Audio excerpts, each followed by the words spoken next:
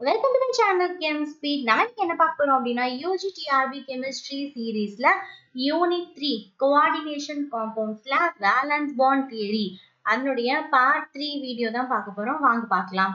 இதுக்கு முன்னாடி நம்ம பார்த்த வீடியோஸ்ல Valence Bond Theoryனா என்ன அப்படின்ட்டு பார்த்தோம். அதோட பாஸ்ட்லேட்ஸ்லாம் என்னென்ன இருக்கு அப்படின்னா என்ன அதனுடைய examples and inner orbital outer orbital காம்ப்ளெக்ஸ்னா என்ன அப்படின்னு சொல்லிட்டு பார்த்தோம். தெளிவா பார்த்தோம். ஸோ அந்த sp3d2 and d2 sp3 hybridisation அது ரெண்டுமே ரொம்ப ரொம்ப இம்பார்ட்டன்ட். ஏதாவது ஒரு காம்பவுண்ட் கொடுத்து இது வந்து இன்னர் ஆர்பிட்டல் ஆக்டாஹெட்ரலா அல்லது அவுட்டர் ஆர்பிட்டல் ஆக்டாஹெட்ரல் காம்ப்ளெக்ஸான்னு கண்டுபிடிக்கலாம். அல்லது ஒரு 4 காம்பவுண்ட் கொடுத்து which one is inner orbital complex அந்த மாதிரி எல்லாம் கொடுக்கலாம். ஓகேவா? ஸோ அந்த மாதிரி எல்லாம் கொடுக்கும்போது நமக்கு வந்து அதை ஐடென்டிஃபை பண்ண தெரியணும். ஓகே, ஸோ நம்ம அந்த இன்னர் ஆர்பிட்டல் காம்ப்ளெக்ஸ்னா என்ன அப்படின்ட்டு ஒரு சின்ன ஒரு அவுட்லைன் மாதிரி, அதாவது ஒரு சின்ன ஒரு எக்ஸாம்பிள் வச்சு பார்க்கலாம். இங்க பாருங்க COCN6 3-. ஓகேவா? ஸோ இதோட ஆக்சிடேஷன் ஸ்டேட் என்ன வரும்? CNங்கிறது நமக்கு நெகட்டிவ் லிகாண்ட். அப்போ -6 பிளஸ் இந்த பக்கம் போகும்போது +6 மாறும். அப்போ +3 ஆக்சிடேஷன் ஸ்டேட் வந்து கோபால்ட்டோட ஆக்சிடேஷன் ஸ்டேட் +3. அப்ப CO3+ அதோட எலக்ட்ரானிக் கான்ஃபிகரேஷன் 3d6. கரெக்டா? ஸோ CN- லிகாண்ட் வந்து ஸ்ட்ராங் லிகாண்ட். ஸ்ட்ராங் லிகாண்டா இருக்கிறதுனால எலக்ட்ரான்ஸ் வந்து என்ன ஆயிடும்னா பேர்ட் ஆயிடும். நான் லாஸ்ட் வீடியோலயே சொன்ன மாதிரி ஸ்ட்ராங் லிகாண்ட் வீக் லிகாண்ட்ஸ் இருக்கு. ஸ்ட்ராங் லிகாண்ட்ஸ் எல்லாமே பேர்ட் அப் ஆயிடும் அண்ட் வீக் லிகாண்ட்ஸ் வந்து பேர் அப் ஆகாது. பேர்ட் ஆகுறது எல்லாமே D2 sp3 இருக்கும். பேர்ட் ஆகாம அதாவது வீக் லிகாண்ட்ஸா இருக்கிறது எல்லாமே வந்து ஹை ஸ்பின் காம்ப்ளெக்ஸா இருக்கிறது எல்லாமே நமக்கு வந்து sp3d2 இருக்கும். இதெல்லாமே நம்ம போன வீடியோல பார்த்தோம். இதெல்லாமே என்னன்னா some clues to find out whether the given compound is D2 sp3 or sp3d2 அப்படிங்கிறது தான், வேற ஒன்றும் இல்லை. as a result முடிவில் என்ன தெரியுது? all 6 3d electrons are coupled ஆயிரும் and 5 3d orbitals வந்து occupy. அந்த 5ல 3 வந்து என்ன இருக்கும் அப்படின்னா ஆக்குபை ஆகாம இருக்கும். ஓகே, ஸோ இது நம்ம வச்சு என்ன பண்ணலாம்னா D2 sp3 ஹைபிரிடைசேஷன் வந்து ஃபார்ம் ஆகலாம். இது எல்லாமே நம்ம போன வீடியோல தெளிவா பார்த்தோம் எப்படி அப்படிங்கிறதுலாம் டயக்ராம்ஸ்லாம் யூஸ் பண்ணி. ஓகேவா?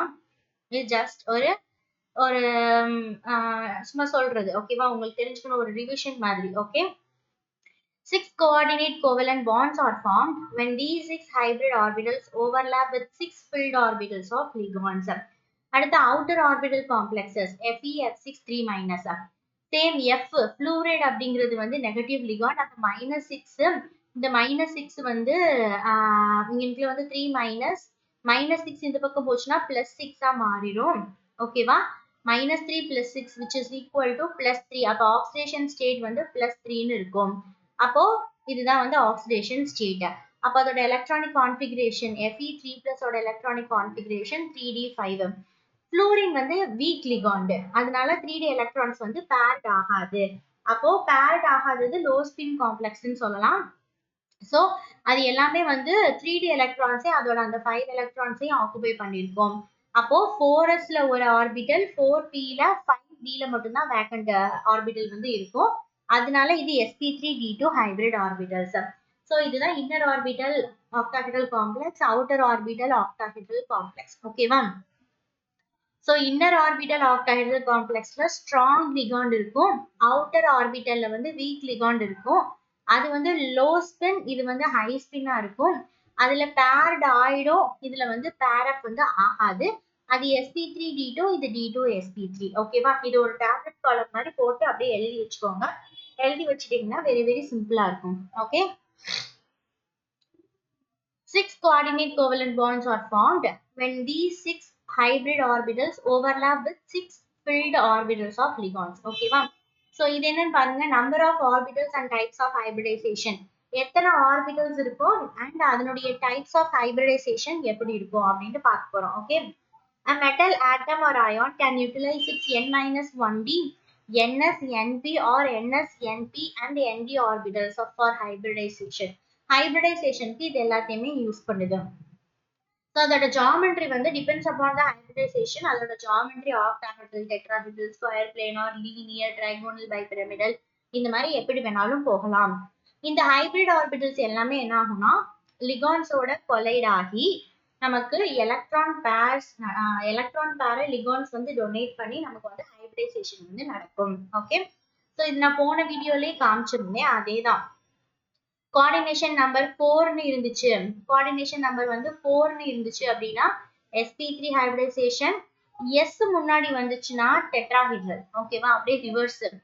அதே 4ல வந்து dsp2 டி வந்துச்சுன்னா எஸ் ஸ்கொயர் பிளேனார். இது நம்ம வந்து கன்ஃபியூஸ் ஆகக்கூடாது. இது வந்து நான் வந்து 12th படிக்கும் போதுல இருந்தே கன்ஃபியூஷனா இருக்கும் எனக்கு. sp3னா ஸ்கொயர் பிளேனார், dsp2னா டெட்ராஹைட்ரல், அந்த மாதிரி குழப்பம். அப்புறம் தான் நான் வந்து தெளிவா படிச்சேன். எஸ்க்கு அப்புறம் டி, அப்ப sp3 அப்படின்னா டெட்ராஹைட்ரல், dsp2னா ஸ்கொயர் பிளேனார். அந்த மாதிரி வந்து நான் வந்து படிச்சேன். நெக்ஸ்ட் கோஆர்டினேஷன் நம்பர் 5னா sp3d trigonal bipyramidal, very important இதெல்லாம். அதே மாதிரி 6ல 2 இருக்கு, sp3d2 d2sp3, sp3d2 d2sp3 ரெண்டுக்குமே ஆக்டாஹெட்ரல் தான். இது வந்து அவுட்டர் ஆர்பிட்டல், இது வந்து இன்னர் ஆர்பிட்டல் ஆக்டாஹெட்ரல் காம்ப்ளெக்ஸ். ஓகேவா, சோ இப்போ நம்ம எல்லாமே பார்த்துட்டோம். வேலன்ஸ் பாண்ட் தியரியோட அப்ளிகேஷன்ஸ் என்னென்ன நம்ம வந்து ஃபர்ஸ்டே சொல்லியாச்சு. ஒரு காம்பவுண்டோட நேச்சர் ஆஃப் பாண்டிங், அதாவது ஒரு கோஆர்டினேஷன் காம்பவுண்டோட நேச்சர் ஆஃப் பாண்டிங்க சொல்றதுதான் வந்து வேலன்ஸ் பாண்ட் தியரி அப்படின்னு சொன்னோம். ஸோ அது மட்டும் இல்லாம நிறைய அப்ளிகேஷன்ஸ் இருக்கு. அது மூலியமா நம்ம நிறைய வந்து தெரிஞ்சுக்கிட்டோம். அது என்னென்னு பார்க்கலாம்.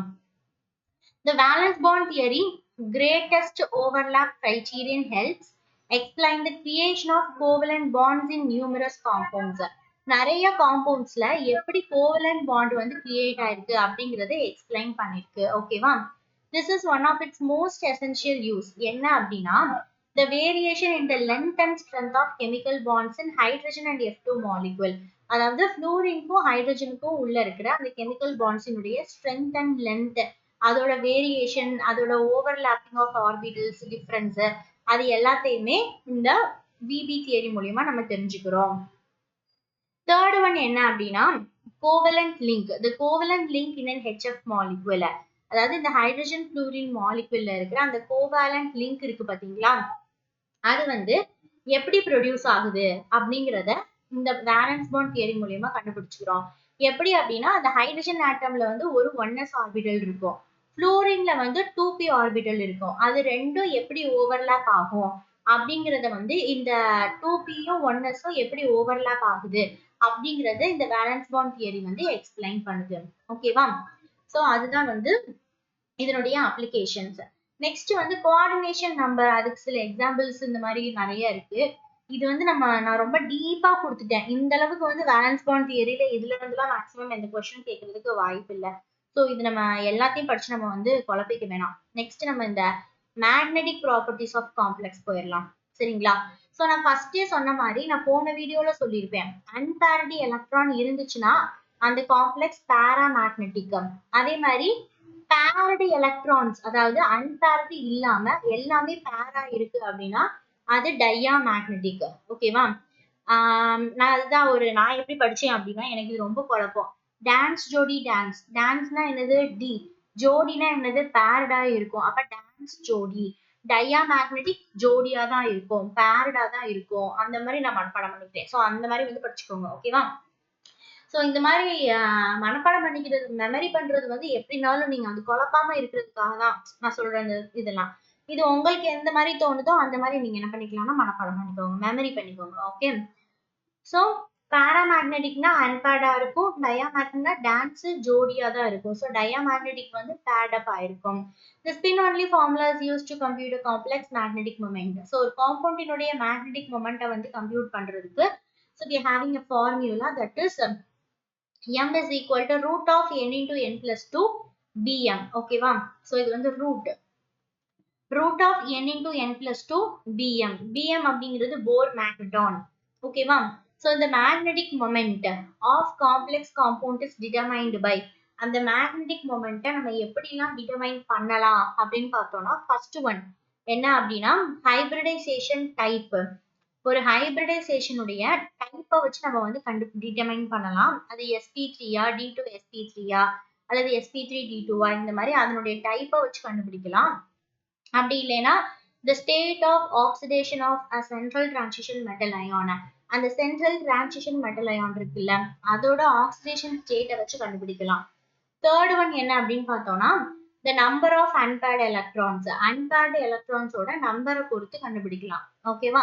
ஸோ இதெல்லாம் மூலியமா மூணு மூலியமாவும் நம்ம வந்து magnetic moment of complex we can find. So every theory has some limitations. That's why we are having one more theory to rectify those limitations. Correct? அதே மாதிரி valence bond theory also has some limitations. அது என்னென்ன அப்படின்னு பார்க்கலாம். It involves a number of assumptions. நிறைய assumptions இருக்கு. It gives only the qualitative explanation for complex. அதாவது அந்த ஒரு காம்ப்ளெக்ஸினுடைய குவாலிட்டி மட்டும்தான் இது வந்து எக்ஸ்பிளைன் பண்ணுது. அதோட அந்த குவான்டிடேட்டிவ் டேட்டாஸை வந்து கொடுக்கல. So this is the major limitation of valence bond theory. இன்னொன்று என்ன அப்படின்னு பார்த்தோம்னா, it doesn't explain the detailed magnetic properties. Magnetic property பத்தி டீடைலா எக்ஸ்பிளைன் பண்ணல. And this theory doesn't explain the spectral properties of coordination compound. அப்புறம் thermodynamics and kinetic stability of different compound பத்தி அது explain பண்ணல. And it doesn't make exact predictions regarding the tetrahedral and square planar structure. ஓகேவா? So அதை பத்தி அதாவது 4 coordinate complex பத்தி எக்ஸாக்டா எதுவுமே சொல்லல. ஏன்னா வந்து octahedral inner orbital outer orbital octahedral complex பத்தி மட்டும்தான் இது சொல்லுச்சே தவிர நமக்கு கோஆர்டினேட் 4 coordinate complex பத்தி இது சொல்லவே இல்லை. Okay, and it doesn't distinguish between weak and strong ligands. weak and strong ligands இது அதுன்னு சொல்லுச்சு. பட் அது எதனால அப்படின்னு சொல்லிட்டு அதை வந்து ப்ராப்பரா டிஸ்டிங்கிஷ் வந்து பண்ணல. So these are the limitations of valence bond theory. So இதோட valence bond theory வந்து கம்ப்ளீட் ஆகுது. So next வீடியோல நம்ம crystal field theory பத்தி பார்க்கலாம். Okay, so valence bond theory வந்து ஒரு important டாபிக். நான் எப்படி வெர்னர்ஸ் தியரியில வந்து அந்த பிரைமரி வேலன்சினா என்ன, செகண்டரி வேலன்சினா என்ன, ஒரு காம்பவுண்ட் கொடுத்து எப்படி பிரைமரி இதோட பிரைமரி வேலன்சினா என்ன அப்படின்னு சொல்லி நம்ம கண்டுபிடிக்கணும், செகண்டரி வேலன்ஸ்னா என்னன்னு சொல்லி நம்ம கண்டுபிடிக்கணும் அப்படின்னு சொன்னேனோ அது ஒரு இம்பார்ட்டன்ட் கொஸ்டின் அப்படின்னு சொல்லிட்டு சொன்னேனோ அதே மாதிரி வேலன்ஸ் பாண்ட் தியரியில என்ன இம்பார்ட்டன்ட் கொஸ்டின்னா ஒரு காம்பவுண்டை கொடுத்து இது வந்து D2sp3 ஆர் sp3d2 உங்களால வந்து கண்டுபிடிக்க தெரியணும். அப்படி கண்டுபிடிச்சாதான் நமக்கு ஒரு 4 ஆப்ஷன் கொடுத்து இதுல எது வந்து sp3d2 ஆர் D2sp3 இந்த மாதிரி வந்து கேட்டாங்கன்னா நம்மளால வந்து ஃபைன் பண்ண முடியும். ஸோ அந்த sp3d2 D2sp3 வந்து நம்ம கண்டுபிடிக்கிறது வந்து எப்படி அப்படின்னு சொல்லிட்டு கரெக்டா வந்து பார்க்கணும். So that is valence bond theory. So இந்த லிமிடேஷன்ஸ் எல்லாத்தையுமே ரெக்டிஃபை பண்றதுக்காக நமக்கு நெக்ஸ்ட் வந்தது தான் கிறிஸ்டல் ஃபீல்டு தியரி. அதை பத்தி நம்ம நெக்ஸ்ட் வீடியோல பார்க்கலாம். பாய்.